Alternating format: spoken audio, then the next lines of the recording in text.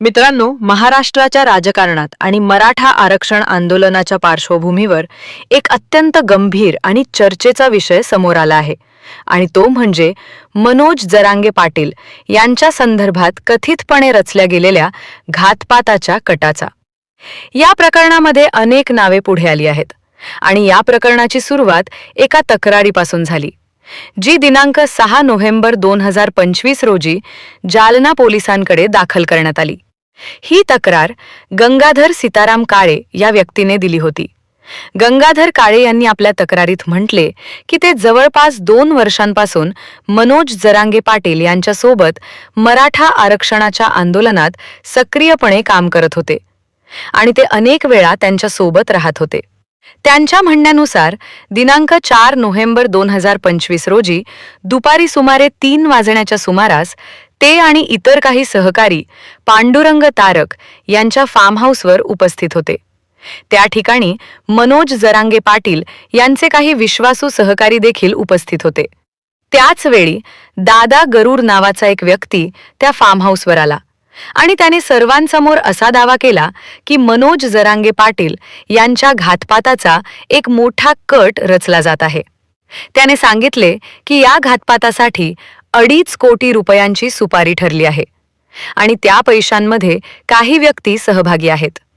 या संभाषणाचे रेकॉर्डिंग त्या ठिकाणी उपस्थित असलेल्या काही सहकाऱ्यांनी मोबाईलमध्ये केले असल्याचंही सांगण्यात आले.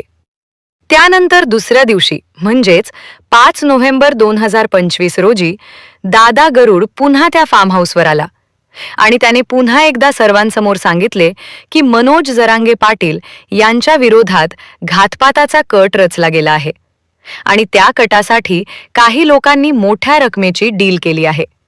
त्या दिवशी सायंकाळी 5:30च्या सुमारास तो पुन्हा आला असल्याचे तक्रारीत नमूद करण्यात आले आहे. त्यानंतर रात्री सुमारे 9 वाजता अमोल खुणे नावाचा एक व्यक्ती त्या ठिकाणी आला आणि त्यानेही अशाच प्रकारचे काही विधान केल्याचा दावा करण्यात आला. तक्रारीनुसार अमोल खुणे आणि दादा गरुड यांच्या दरम्यान या संपूर्ण प्रकरणाबाबत चर्चा झाली होती आणि त्या चर्चेमध्ये 2.5 कोटी रुपयांची डील ठरली होती. त्या पैशांपैकी 2 कोटी रुपये दादा गरुड घेणार होता तर उर्वरित 50 लाख रुपये अमोल खुणे घेणार होता असे सांगितले गेले. या व्यवहारामध्ये कांचन साळवे नावाचा एक व्यक्ती मध्यस्थ म्हणून काम करत होता असा आरोप करण्यात आला. या संपूर्ण प्रकरणातील सर्वात महत्त्वाचा मुद्दा म्हणजे कथित रेकॉर्डिंग. आरोप असा करण्यात आला की दादा गरुड याच्याजवळ मनोज जरांगे पाटील यांच्या संदर्भातील अनेक ऑडिओ रेकॉर्डिंग होती. काही लोकांनी असा दावा केला की त्याच्याजवळ 60 पेक्षा अधिक रेकॉर्डिंग आहेत. या रेकॉर्डिंगमध्ये महाराष्ट्रातील काही राजकीय नेत्यांबद्दल चर्चा, कोणत्या नेत्याला राजकारणातून खाली आणायचे, कोणाची बदनामी करायची, कोणाला राजकीयदृष्ट्या कमजोर करायचे आणि आंदोलनाचे नियोजन कसे करायचे अशा विविध प्रकारच्या चर्चा असल्याचा दावा करण्यात आला. काही ठिकाणी असंही सांगितले गेले की या रेकॉर्डिंगच्या आधारे काही लोक राजकीय डील करण्याचा प्रयत्न करत होते. अमोल खुणे आणि दादा गरुड यांच्या संभाषणामध्ये दादा गरुड असे म्हणाला होता की त्याच्याकडे मनोज जरांगे पाटील यांच्या संदर्भातील अनेक रेकॉर्डिंग आहेत आणि जर ही सर्व रेकॉर्डिंग कोणाला द्यायची असतील तर त्यासाठी 5 कोटी रुपयांची मागणी करण्यात आली होती. त्याने असंही सांगितले की आधी 10 लाख रुपये दिल्यास तो 5 रेकॉर्डिंग ऐकवेल आणि त्यानंतर जर पूर्ण रक्कम दिली तर सर्व रेकॉर्डिंग दिली जातील. या प्रकरणाच्या तपासादरम्यान पोलिसांनी काही ठिकाणी चौकशी केली आणि काही साक्षीदारांचे जबाब नोंदवले. या जबाबांमध्ये काही लोकांनी असे सांगितले की दादा गरुड यांनी त्यांच्यासमोर काही संभाषण केले होते आणि त्या संभाषणामध्ये काही राजकीय नेत्यांची नावे घेतली होती. काही जबाबांमध्ये असेही नमूद करण्यात आले की धनंजय मुंडे यांचे नाव या प्रकरणात घेतले गेले. तथापि या आरोपांबाबत ठोस पुरावे काय आहेत याबाबत अनेक प्रश्न उपस्थित झाले. उदाहरणार्थ तक्रारीमध्ये सांगितले गेले की झालटे फाटा येथे काही व्यक्तींची भेट झाली होती. पोलिसांनी तपासासाठी त्या ठिकाणी जाऊन चौकशी केली असता काही हॉटेल चालकांनी असे सांगितले की त्यांना अशा प्रकारच्या कोणत्याही भेटीची माहिती नाही. काही ठिकाणी असेही सांगितले गेले की त्या दिवशीचे सीसीटीव्ही फुटेज उपलब्ध नव्हते त्यामुळे या कथित भेटीबाबत शंका निर्माण झाली. या प्रकरणात आणखी एक महत्त्वाचा प्रश्न उपस्थित झाला आणि तो म्हणजे तक्रार कोणी दिली. कारण ज्यांच्या विरोधात घातपाताचा कट रचला गेला असा दावा केला जात आहे त्या मनोज जरांगे पाटील यांनी स्वतः तक्रार दिलेली नाही. त्यांच्या सहकार्याने तक्रार दिली आणि त्यानुसार पोलिसांनी गुन्हा दाखल केला. त्यामुळे काही लोकांनी असा सवाल उपस्थित केला की जर एखाद्या व्यक्तीच्या हत्येचा कट रचला जात असेल तर त्या व्यक्तीने स्वतः तक्रार देणे अपेक्षित असते. मात्र या प्रकरणात तसे झाले नाही. या संपूर्ण प्रकरणात चार्जशीटमध्ये अनेक साक्षीदारांचे जबाब नमूद करण्यात आले आहेत. काही जबाबांमध्ये जवळपास एकाच प्रकारचे विधान आढळून येते. त्यामुळे काही निरीक्षकांनी असेही म्हटले की या जबाबांमध्ये साम्य असल्यामुळे अनेक प्रश्न निर्माण होतात. तथापि हे प्रकरण सध्या न्यायालयीन प्रक्रियेत आहे आणि अंतिम सत्य काय आहे हे न्यायालयाच्या निर्णयानंतरच स्पष्ट होईल. या प्रकरणामध्ये कोण दोषी आहे, कोण निर्दोष आहे, खरोखर घातपाताचा कट रचला गेला होता का, की हे सर्व राजकीय आरोप प्रत्यारोप आहेत, याचे अंतिम उत्तर न्यायालयीन प्रक्रियेनंतरच मिळू शकते. सध्या उपलब्ध असलेली माहिती ही मुख्यतः तक्रारी, साक्षीदारांचे जबाब आणि तपास यावर आधारित आहे. त्यामुळे या प्रकरणाकडे सावधपणे आणि कायदेशीर प्रक्रियेचा आदर ठेवून पाहणे आवश्यक आहे. महाराष्ट्राच्या राजकारणात आणि सामाजिक चळवळींमध्ये अशा प्रकारच्या आरोपांमुळे मोठी खळबळ निर्माण होते आणि त्यामुळे या प्रकरणाची सत्यता काय आहे हे समोर येणे अत्यंत महत्त्वाचे आहे. पुढील काळात न्यायालयीन प्रक्रियेतून आणि तपासातून अधिक माहिती समोर येण्याची शक्यता आहे आणि तेव्हाच या प्रकरणाचे खरे स्वरूप स्पष्ट होईल. तपास प्रक्रियेदरम्यान समोर आलेले साक्षीदारांचे जबाब, कथित रेकॉर्डिंग आणि त्या संदर्भात उपस्थित झालेले प्रश्न. कारण या प्रकरणातील सर्वात मोठा दावा हा रेकॉर्डिंगचा आहे. आरोप असा करण्यात आला की दादा गरुड याच्या मोबाईलमध्ये मनोज जरांगे पाटील यांच्या संदर्भातील अनेक ऑडिओ रेकॉर्डिंग होती. काही ठिकाणी असा दावा करण्यात आला की ही रेकॉर्डिंग जवळपास 60 पेक्षा अधिक आहेत, तर काही ठिकाणी 51 रेकॉर्डिंग असल्याचेही सांगितले गेले. या रेकॉर्डिंगमध्ये नेमके काय आहे हा सर्वात मोठा प्रश्न उपस्थित होतो. कारण काही लोकांचं म्हणणे आहे की या रेकॉर्डिंगमध्ये महाराष्ट्रातील काही मोठ्या नेत्यांबद्दल चर्चा आहे. कोणत्या नेत्याला राजकीयदृष्ट्या खाली आणायचे, कोणाची बदनामी करायची, कोणाला आंदोलनाच्या माध्यमातून दबावात आणायचे, कोणाकडून राजकीय किंवा आर्थिक व्यवस्थापन करायचे, अशा प्रकारच्या चर्चा त्या रेकॉर्डिंगमध्ये असल्याचा आरोप करण्यात आला. काहींनी तर असा दावा देखील केला की या रेकॉर्डिंगमध्ये आंदोलन कसे उभे करायचे, कोणत्या भागात किती लोकांना एकत्र करायचे, कोणत्या नेत्यांवर दबाव टाकायचा आणि कोणत्या माध्यमातून राजकीय परिस्थिती बदलायची याचे नियोजन असल्याचे सांगितले गेले. त्यामुळे या रेकॉर्डिंगचा मुद्दा अत्यंत गंभीर बनतो. कारण जर खरोखर अशी रेकॉर्डिंग अस्तित्वात असतील तर त्या रेकॉर्डिंगमधून अनेक गोष्टी स्पष्ट होऊ शकतात. दुसरीकडे काही लोकांचे म्हणणे असे आहे की या रेकॉर्डिंगचा वापर करून काही लोक आर्थिक डील करण्याचा प्रयत्न करत होते.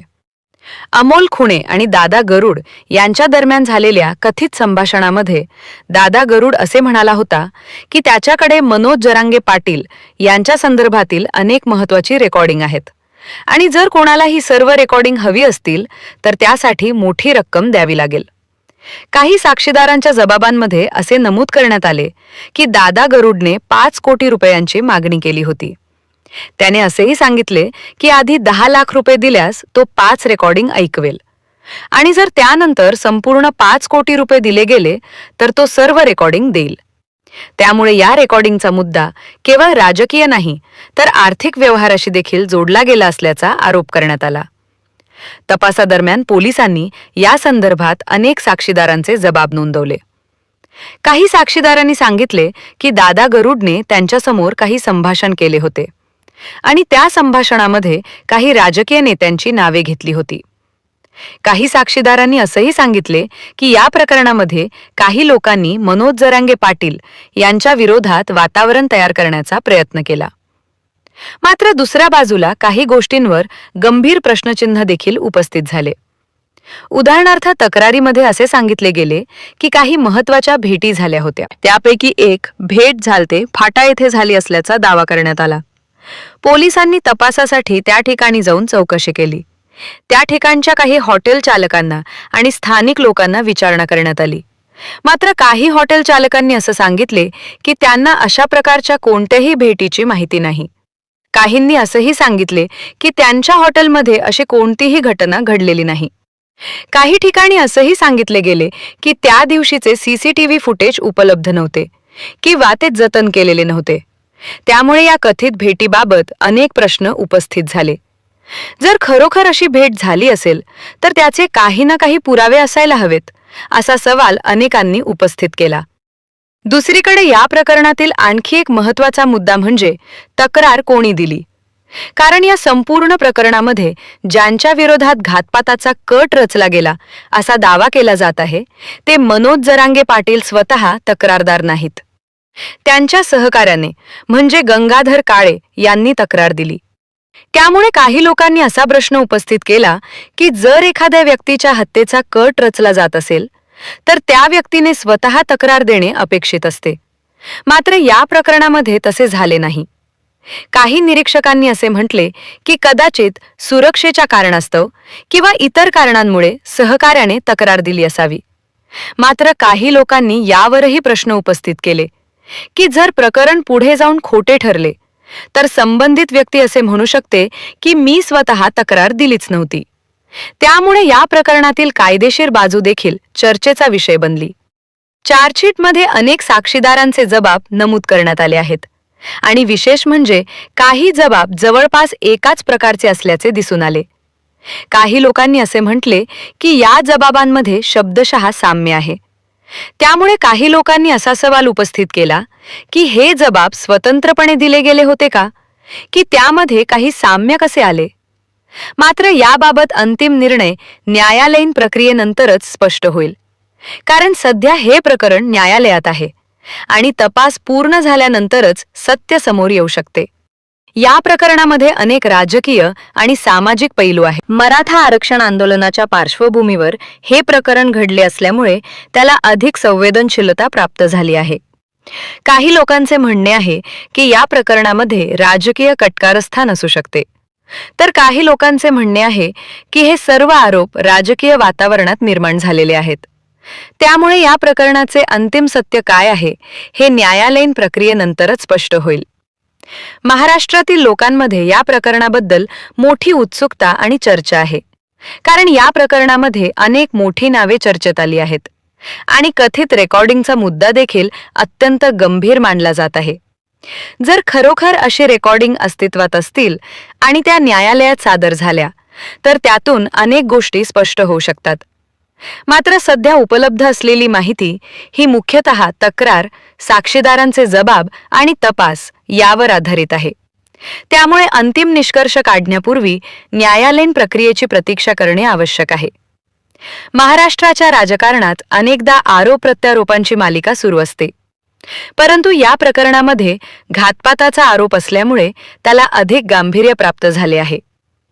त्यामुळे या प्रकरणाचा निकाल काय लागतो आणि पुढे कोणती माहिती समोर येते याकडे संपूर्ण महाराष्ट्राचे लक्ष लागलेले आहे.